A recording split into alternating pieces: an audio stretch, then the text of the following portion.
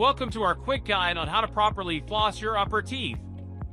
Flossing is essential for maintaining healthy gums and preventing cavities, but it's important to do it correctly to get the best results. Start by taking about 18 inches of floss and winding most of it around your middle fingers, leaving a couple of inches to work with. Gently slide the floss between your teeth, curving it around the base of each tooth in a C shape. Make sure to go beneath the gum line, but be careful not to snap the floss, which can damage your gums. Move the floss up and down, cleaning the sides of each tooth.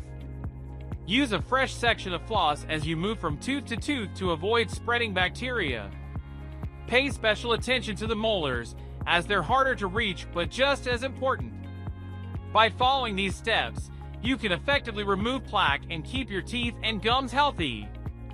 Remember, regular flossing is a key part of your dental hygiene routine. Thanks for watching, and don't forget to subscribe for more tips on maintaining a bright, healthy smile.